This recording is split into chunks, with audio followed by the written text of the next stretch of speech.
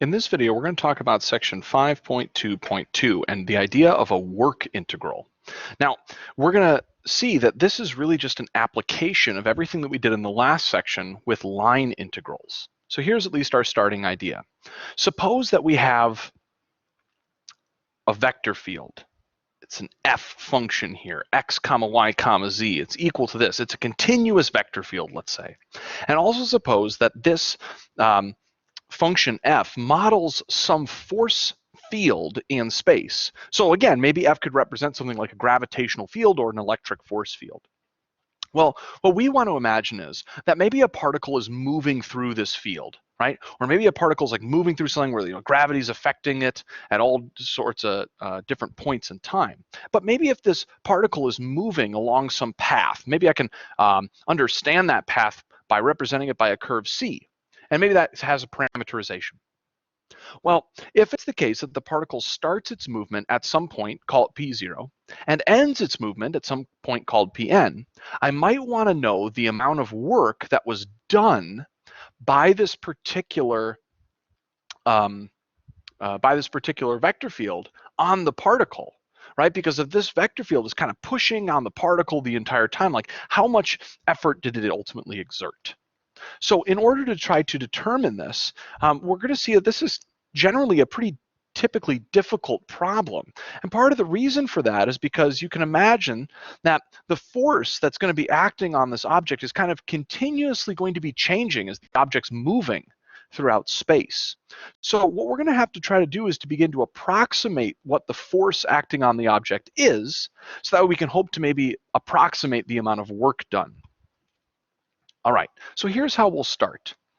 So I'll start by saying that we will partition the interval a to b into n equally spaced subintervals. Notice that these are intervals here on t, since t was originally ranging from a to b. So we can see here then that this partitions the curve C. And I'll kind of show you what that maybe looks like in a picture down here.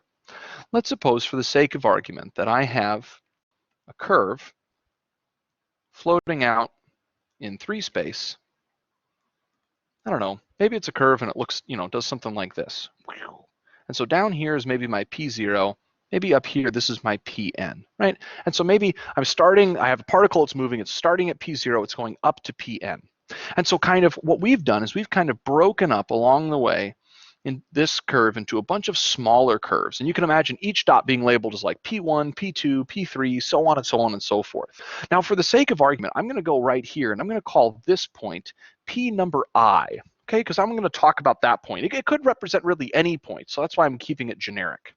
Well, here's what we'll go ahead and we'll ultimately take a look at. We're going to look at that point Pi and the point right before it, which would be Pi minus 1.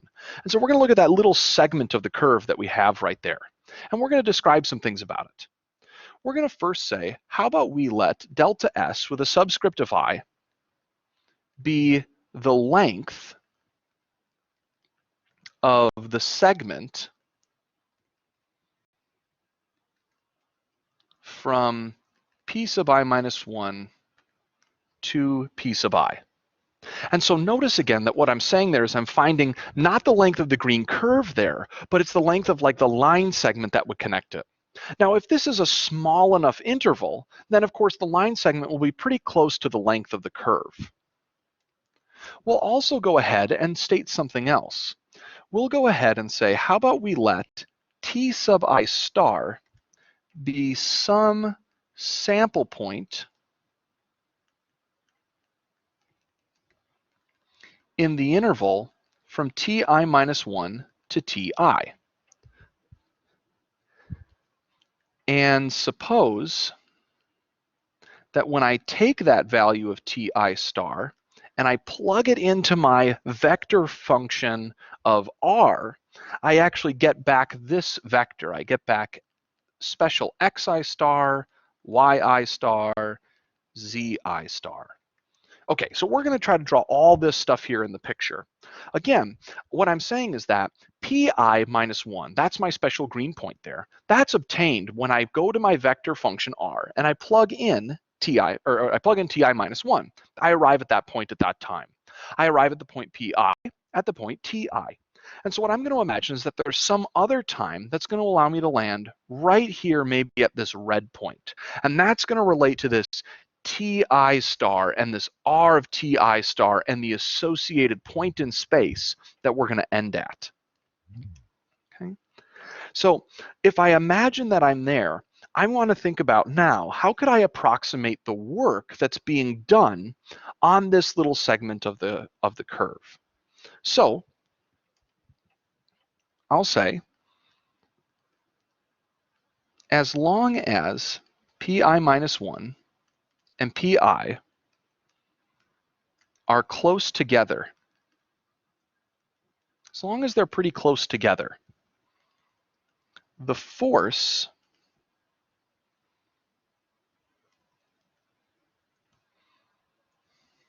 acting on the particle while on this portion of the curve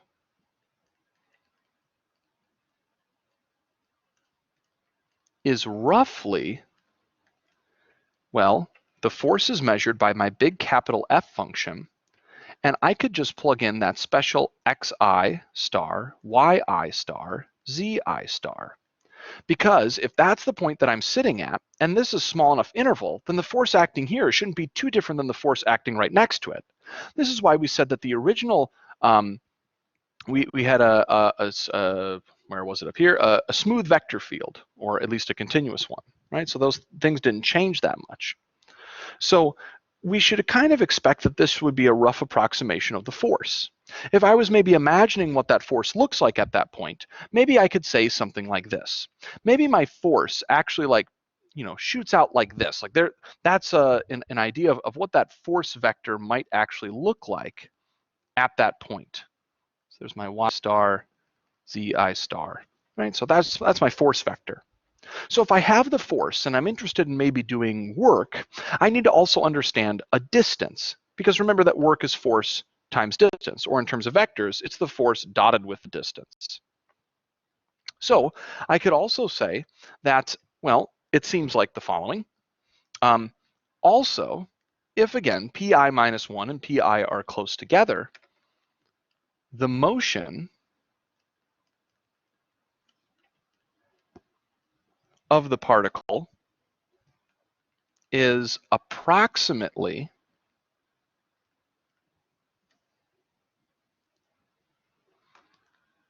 in the direction of the unit tangent vector t.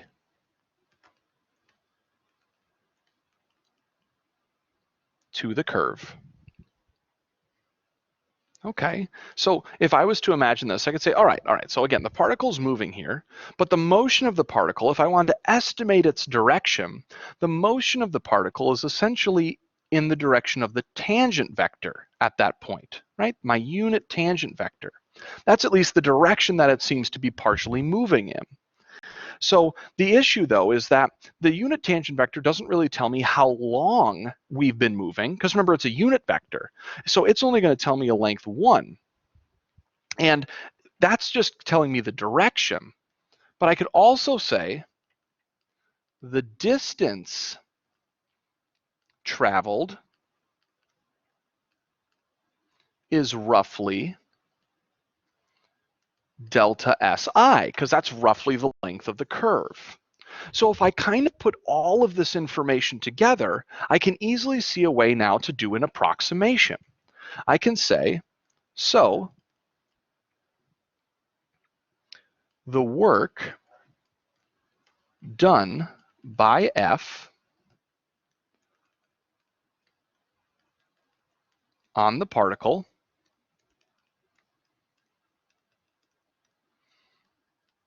as the particle moves from pi minus 1 to pi could be defined as follows.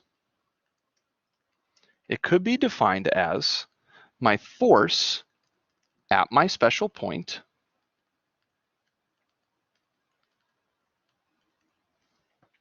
dotted with my unit tangent vector at my special point. But of course, I just have to say that I need to scale that by for how long I was moving in that particular direction. So this crazy formula here could actually represent the work done on that particular segment. And it looks like, my apologies, all of this information, spacing issues, could have also just been written here.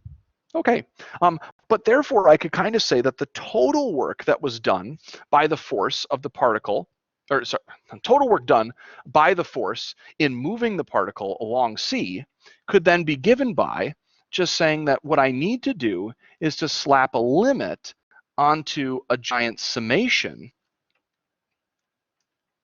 where I take each of those individual approximations for each segment and I begin to add them all together, and then I take a limit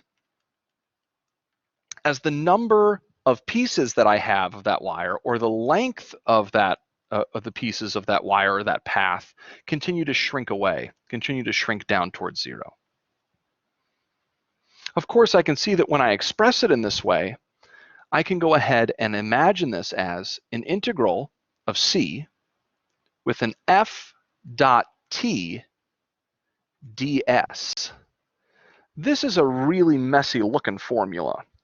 Again, one of the things that's going to be a big issue in this section is if this defines work, then this is a really tough integral to evaluate.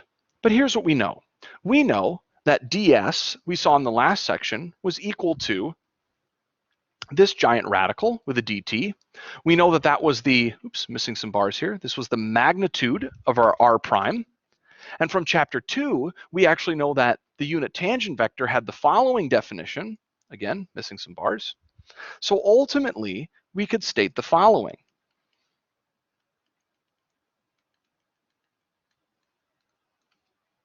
If I was to go ahead and make all of my replacements, I could see here that I could instead integrate from a to b.